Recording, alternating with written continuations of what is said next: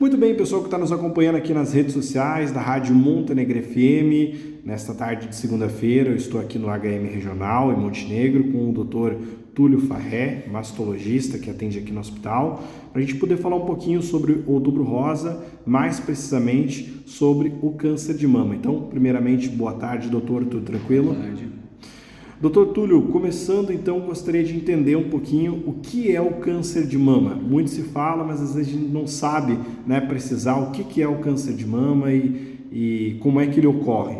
Muito bem, então, de forma geral, assim, para a gente entender a ocorrência do câncer no corpo, enfim, não só o câncer de mama, mas, enfim, é um crescimento desordenado das células de determinado órgão, no caso a gente está falando aqui da mama, onde o corpo não consegue identificar e fazer com que cesse esse crescimento desordenado.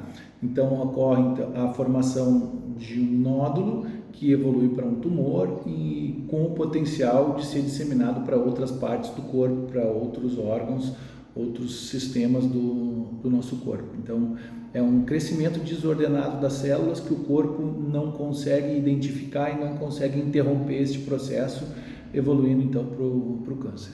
E muito se fala do câncer de mama em mulheres, mas é possível os homens também desenvolverem o câncer de mama, né? Sim, é uma forma muito rara, então menos de 1% dos cânceres de mama, eles ocorrem em homens, então por isso, inclusive, a gente não preconiza esse rastreamento com exames de imagem para o público masculino, mas é uma doença que pode também, ainda que raro, acontecer nos homens também. Bom, e como a gente trata no Outubro Rosa sempre a prevenção, né? Existe algum método, algum meio de prevenir o câncer de mama? Então, é importante sempre a gente falar nos dois tipos de prevenção.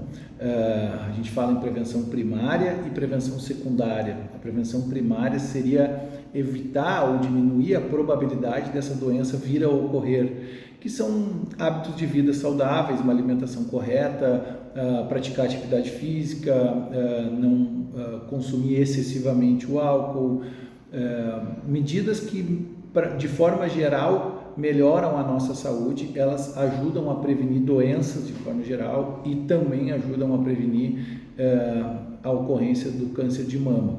Então, falando em prevenção primária, seria basicamente esses fatores.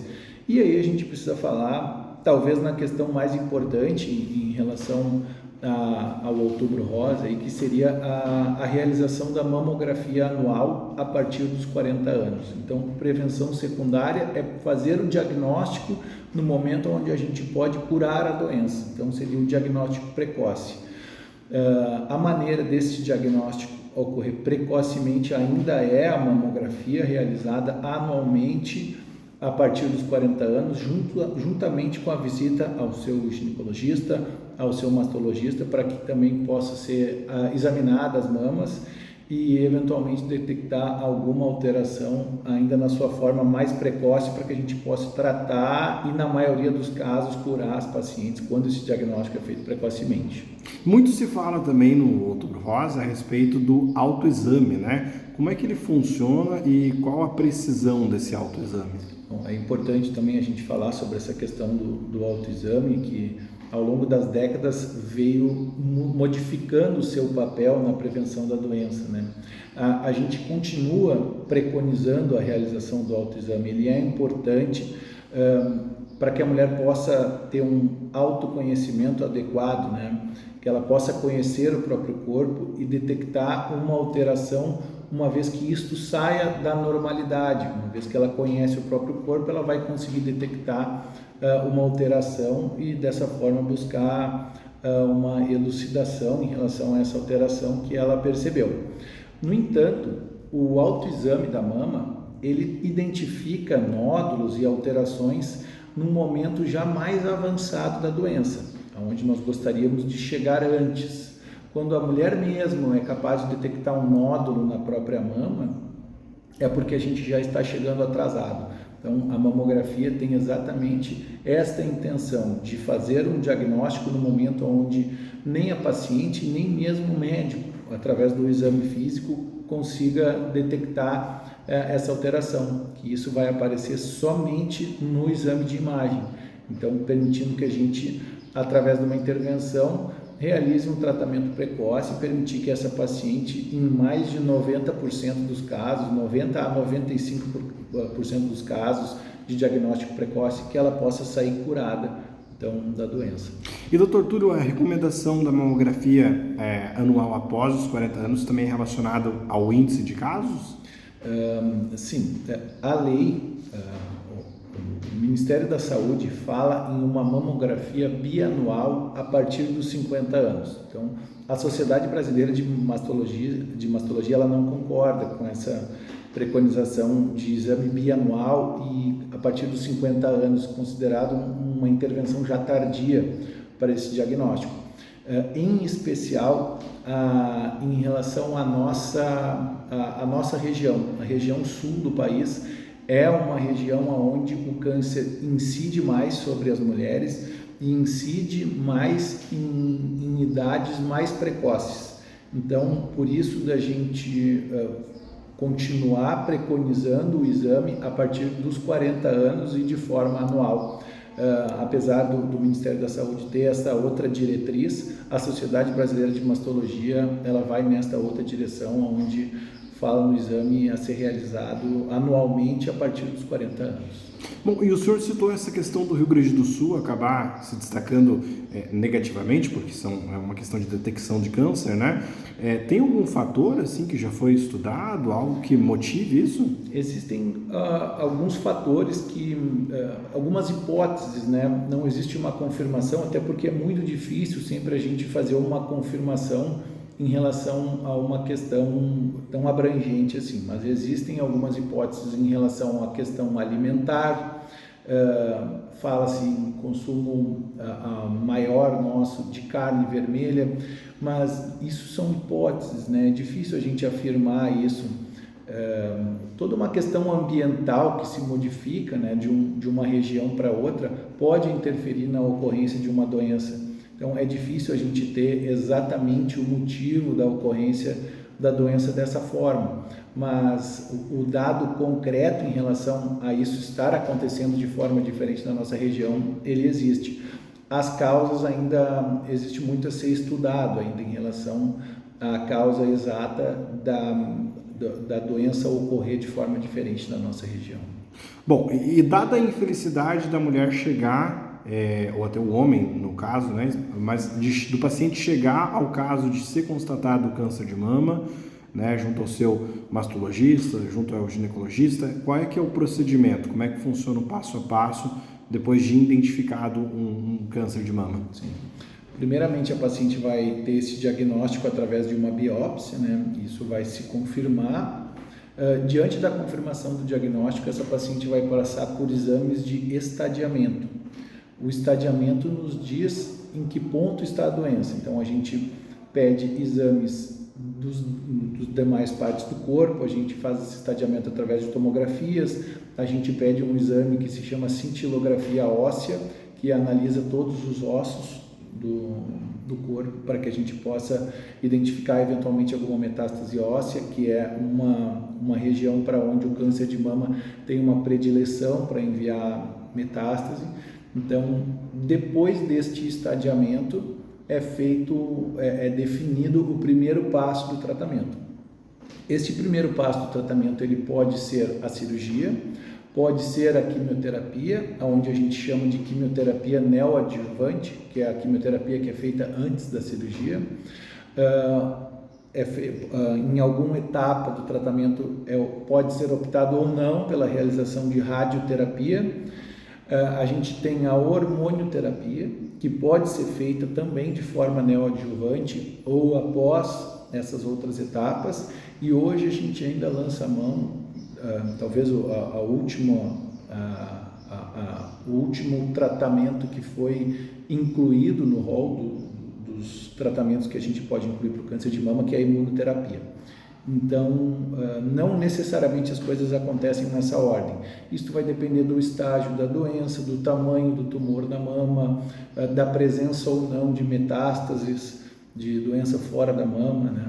Então, existem a imunohistoquímica é um exame extremamente importante que vai definir a questão dos receptores hormonais e também de outros marcadores que vão nos auxiliar a definir de que forma a gente vai iniciar esse tratamento para cada paciente. Hoje em dia, o câncer de mama ele é uma doença onde o tratamento é muito individualizado, porque existem muitas nuances em relação ao perfil da doença em cada pessoa. Então, esse tratamento ele é sempre muito individualizado, sendo abordado de forma totalmente diferente para cada paciente. E quando que é necessário ou indicado uma cirurgia? Existe ali, no caso, a retirada da mama? Como é que funciona? A cirurgia ela pode ser uma setorectomia, que é uma retirada de uma parte da mama, ou pode ser feita uma mastectomia, e essa mastectomia pode ser com ou sem a preservação da pele e do mamilo, a depender da necessidade de radicalidade em relação à retirada desta mama. A setorectomia geralmente é complementada pela radioterapia e, eventualmente, a mastectomia também precisa ser complementada pela radioterapia. Então, isto vai depender de uma série de fatores. Vai depender da extensão do nódulo, do acometimento da pele ou não por este nódulo, enfim, uma série de questões que vão ajudar a gente a definir a necessidade de se fazer a retirada da mama ou não e de se fazer a radioterapia ou não para controle local da doença. E existe uma outra parte da cirurgia que é muitíssimo importante, onde é realizada em todas as cirurgias, seja setorectomia ou mastectomia, que é a biópsia do linfonodo sentinela, que é uma biópsia do linfonodo que se encontra na axila, onde a gente injeta um corante ou um radiofármaco ou os dois métodos para que a gente possa identificar este primeiro linfonodo que recebe a cadeia mamária para a cadeia axilar. Esse linfonodo ele é retirado e ele é avaliado durante a cirurgia para que a gente possa saber se esse linfonodo está acometido ou não. Ele estando acometido, a gente precisa retirar os demais linfonodos da axila, e isso já é decidido durante a cirurgia mesmo. Ele não estando acometido, a gente pode interromper a cirurgia da axila uma vez que ele não esteja comprometido, e isso permite que a gente evite uma série de sequelas para esse membro superior dessa mulher, como o edema no braço, parestesias, que são formigamentos na parte interna ou na parte posterior do braço. Então, a gente poder poupar a paciente de uma linfadenectomia axilar, para ela é sempre muito importante, é sempre muito bom para ela poder ser poupada, onde a gente consegue reduzir muitas sequelas relacionadas ao procedimento na axila. Doutor Túlio, a gente ouve muito falar do pessoal que está em tratamento de câncer, não só câncer de mama, mas outros tipos também, entre radioterapia e quimioterapia. Mas qual é a diferença entre as duas e também quais os efeitos que elas acabam causando no corpo da pessoa? Muito bem. A radioterapia, então, é um complemento local em relação ao tratamento do câncer de mama. Ele ajuda a fazer o controle local da doença, na cadeia axilar, na cadeia supraclavicular, que se encontra junto ao pescoço. Então, a radioterapia ela auxilia neste controle local. Os principais para-efeitos, né, os efeitos colaterais da radioterapia, eles vão ser relacionados a queimaduras de pele, que podem ocorrer em vários graus, desde um pequeno eritema, como se fosse uma queimadura de sol, até a ocorrência de bolhas, onde a gente precisa ter uma série de cuidados, e às vezes até é necessário interromper o tratamento para uma melhora dessa queimadura e continuar com o tratamento. Hoje em dia, a gente praticamente não vê mais essas queimaduras de maior grau associadas à radioterapia, devido à modernização dos aparelhos que fazem essa radioterapia. Então, hoje em dia, é praticamente nula a presença desse tipo de complicação, onde antigamente a gente via com mais frequência. Hoje, os aparelhos são extremamente modernos, eles chegam a acompanhar, inclusive, a respiração da paciente para que os raios ocorram exatamente no lugar onde a gente precisa que eles ocorram, evitando que eles passem por órgãos nobres, como pulmão, coração, que ficariam atrás da mama. Então, hoje em dia a radioterapia já está bastante avançada, diminuindo esse tipo de para-efeito, né? E a quimioterapia é uma medicação que é feita de forma sistêmica, ela é feita endovenosa, então é uma medicação que é feita na veia para tentar eliminar eventuais células que já estejam caminhando ao longo do corpo ou que até mesmo já estejam instaladas em algum sistema do restante do corpo. Então, a quimioterapia tem essa intenção de eliminar a doença à distância, diferentemente da radioterapia, que tem essa intenção de auxiliar no controle local da doença.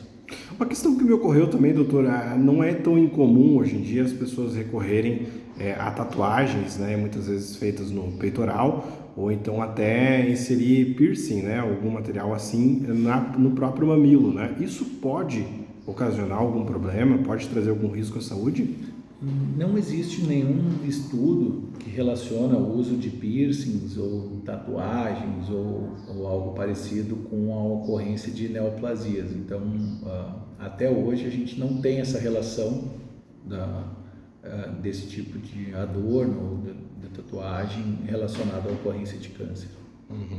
No tratamento, qual que é a importância do acolhimento familiar e dos amigos para a pessoa que está passando por esse processo de enfrentar o câncer de mama?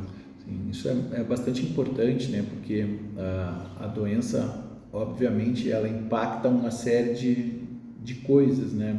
A gente pode falar desde o impacto relacionado à saúde pública ou o sistema privado de saúde, até o impacto no próprio paciente, que é talvez a questão mais importante, mas o impacto que isso causa em cada família, ele é muito importante, ele para a vida da pessoa durante um tempo, né? E não tem como isso acontecer de forma diferente no restante da família, onde acaba se envolvendo, tendo que prestar esse apoio nesse momento que é fundamental, e todo paciente que está passando por esse processo, ele precisa desse apoio de familiar, de amigos, dos colegas. Então, se sabe que é um período onde esse paciente vai precisar dedicar e investir muita energia nesse tratamento, e a gente sempre gosta de frisar isso para o paciente, de que ele vai dar um parêntese na vida dele e que a gente vai tentar entregar de volta a ele a vida exatamente da onde a vida parou. Então, é um momento de investimento de energia para que a vida possa retomar e seguir o seu curso normalmente após o tratamento estar concluído. Pois é, e nesse momento, né, de tratamento, o que vocês como médicos recomendam? Claro que cada caso pode ter as suas individualidades, mas o que são recomendações gerais no sentido de passeios, até mesmo no sentido de trabalho? Quais são as recomendações médicas nesse momento de tratamento? Sim, essas questões elas são sempre muito individuais, até porque a reação do paciente ao tratamento, ela também é muito individual. Alguns pacientes passam por todos os ciclos de quimioterapia com mínimos sintomas, talvez algum enjoo, alguma fraqueza, e muitos continuam inclusive trabalhando durante o tratamento, deixam de ir no dia que estão aplicando a quimioterapia, um dia ou dois, depois retomam o seu tratamento, a sua vida normalmente. Mas alguns pacientes têm reações muito fortes, onde em algumas situações precisam até de internação hospitalar. E então esta questão é muito individual e vai depender totalmente da reação de cada paciente. E o oncologista ele vai estar ali presente para que ele possa identificar essas alterações, onde em certas ocasiões ele vai precisar intervir de forma a tratar essa complicação para que ele possa continuar o tratamento o mais cedo possível, né? Para que o tratamento não seja também interferido por essa reação. Então o oncologista ele vai estar sempre atento a essas alterações que podem atrapalhar o tratamento. Maravilha, Dr. Túlio Farré, quanto tempo já na atuação? Eu concluí a minha residência médica em 2015, então já fazem 9 anos já. Ginecologia eu concluí em 2013 para 2014, então já são mais de 10 anos atuando na saúde da mulher e com prazer de poder atuar na região onde eu nasci, onde eu cresci. Então, para mim é muito prazeroso poder voltar e prestar esse serviço para a nossa comunidade. Que bacana. Tu sabes que aqui na região, nas faculdades próximas, a gente tem muitas pessoas que se interessam, né, pela medicina, né? E qual foi teu interesse assim pela área? O que te motivou a querer ser médico e depois passar para essa área em específico? Essa pergunta ela acaba sempre acontecendo para mim porque, enfim, o meu pai atua como médico aqui na cidade há quase 50 anos, e a gente não tem como não mencionar que esse tipo de situação influencia a gente desde que a gente nasce. A gente vivencia isso e de forma direta ou indireta isso não tem como não influenciar nas decisões da gente, nos passos que a gente vai dar em direção à carreira profissional da gente. Então isso sem dúvida passa pela nossa decisão na hora de decidir a vida profissional. Que bacana. Obrigado pela entrevista. Quero deixar esse minutinho final para você deixar um recado especial para as mulheres que vão estar assistindo esse vídeo, principalmente as mulheres, né, que tiverem acima de 40 anos. Deixar um recadinho especial aí da sua parte. Exatamente, assim, a gente tem as duas mensagens mais importantes para o Outubro Rosa, que é uma mensagem que é passada no mundo todo. Então o Outubro Rosa ele está acontecendo no mundo todo, e a mensagem principal para as mulheres é que elas investam na própria saúde, que elas pratiquem atividade física, que elas tenham uma alimentação saudável, tenham uma vida saudável, para que a gente possa diminuir a ocorrência do câncer de mama entre nossas mulheres. E a mamografia, né? A gente sempre fala na importância da realização do exame anual. O autoexame ele é importante, mas ele de maneira nenhuma ele substitui a realização da mamografia após os 40 anos. Então essa é a mensagem principal, é investir na saúde, cuidar da própria saúde e fazer a mamografia uma vez por ano após os 40 anos. Maravilha, Dr. Túlio Farré, mastologista, atuando aqui no HM Regional. Muito obrigado, bom trabalho para ti. Muito obrigado pela oportunidade.